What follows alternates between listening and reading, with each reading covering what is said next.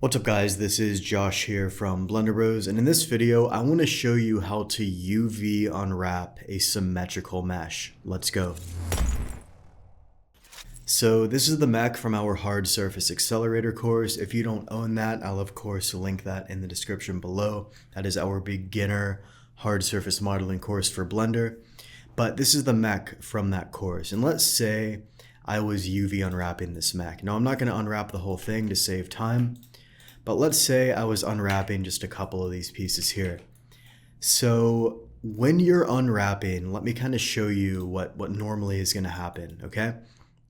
So normally you'd come in here, you'd apply your modifiers except for the bevel and your weighted normals, and basically you would have, if the object is symmetrical, you would have one piece here, and then you would have one piece here. Now let's go ahead and just quickly unwrap this. I'm not going to put any seams. I'm just going to do a quick smart UV project and then click unwrap. It's a very crappy unwrap, but this is not really a big deal for right now. What I want to show you is kind of the problem with this.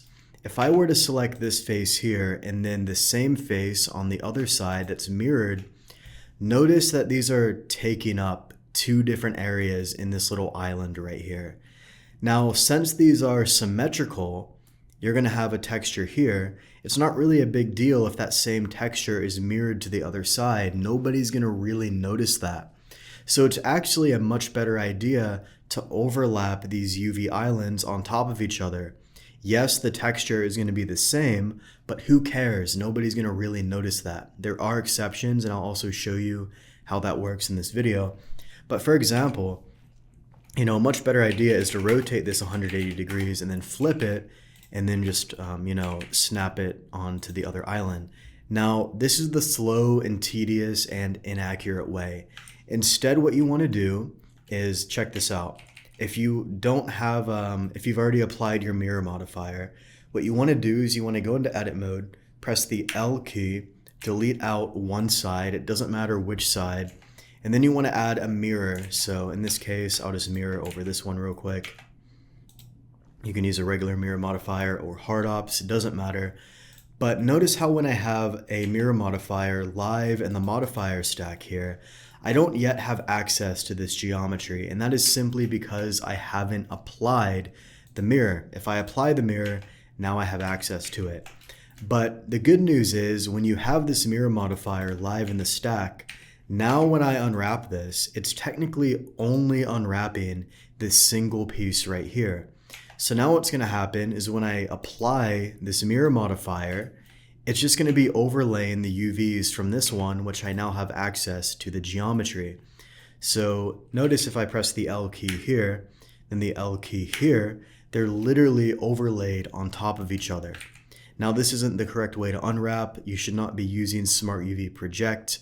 I'm just giving you an example here. But literally this island and this island are overlapping. In fact, the entire thing is overlapping. So this is a very, very powerful strategy because now you have 2x the UV space to be used here. So this is only going to work for symmetrical objects. If this object is not identical and mirrored, this is not going to work because it's going to be a completely different object. So this has to be a symmetrical object for this to work. Now I want to show you an issue with this method, okay? So these two objects here, they're technically symmetrical, but this one right here, well, let's go ahead and kind of zoom in on this one. This one's sitting over the mirror line, over this y-axis line. So technically you might be thinking, okay, well, why don't I just delete out half of this one, delete that, and then do the same thing as before? This is going to be an issue, and let me show you why. So technically I could do the same thing. I could delete half of it, and then I could mirror this to the other side, and then I would just unwrap this portion right here. We'll just do a Smart UV project. Again, this is not how you should be unwrapping this. Technically a much better unwrap would be something like this, where we mark a seam and then unwrap it this way, but that's neither here nor there. So again, let me go here into the shader editor and just quickly plug in a checker texture so you can see what's happening. So I'm going to go to texture, image texture. I'm going to add this in. I'm going to go to new UV grid, and then plug this in to the base color. So now if I go to material mode, I can actually see this checker texture, right? Just wait for a second for that to load. Okay, here it is. So the issue is probably a lot more obvious now. Right here is the mirror point, right here in this middle part of the object. But what's going to happen is you're going to have a very obvious mirroring effect. You're going to have the mirrored texture here and then here. Now, the further away you go, the less noticeable this will be. But the closer you are to that mirror point, you get something that I like to call the butterfly effect. It kind of has this natural mirror look to it. So if I actually apply a texture here, let me just use maybe Material Works, for example. I'll give this an aluminum, and then I'll set this to UV mode. Actually, I shouldn't do aluminum. Let's do camo. It'll be more obvious. When I set this to UV unwrap mode here, and maybe, I could adjust the scale. So let me go to transform. We'll drop the scale a bit. You can kind of see what's happening. There's a very, very obvious mirror effect right here through the middle. If that's still not obvious, let me use a different one. Maybe I'll use this, this one right here, this indented rubber. We'll go in, I'm gonna change this to UV mode. And what I'm gonna do here is just drop the scale a little bit so it's more obvious. There we go. It actually looks like on this texture we can get away with it, but let me try a different one again. Some of these you can get away with it just because it happens to be overlapping perfectly, but that's the exception, not the rule. This one right here, this texture should give you a very obvious idea of what's happening. We're gonna change this to UV mode here. I can adjust the scale, and you can already see what's happening. Depending, on the placement, it might be okay. But say the scale was like right here, you have this very obvious mirrored effect right there through the middle, which we don't want. We simply do not want that. So my recommendation is if you have an object that's being mirrored literally over that mirror point like this, I wouldn't actually use this trick. I would apply the mirror modifier, unwrap it normally. We'll just use a Smart UV project here. Unwrap it normally. Actually, that Smart UV project did a terrible job, so I'll just put a seam here through the bottom, which I think it's already there. We'll unwrap that, and you're gonna see we get a much better result here. And, this is technically the way you wanna unwrap an object that's over the mirror point.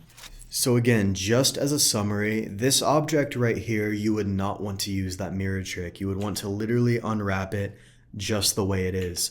For everything else here, since it's not, sitting on that mirror point, we can technically get away with using the mirror modifier trick. We delete out 1/2, just like that, and then we add our mirror modifier, and then we unwrap it, and now we're gonna have overlaying UVs from both objects here.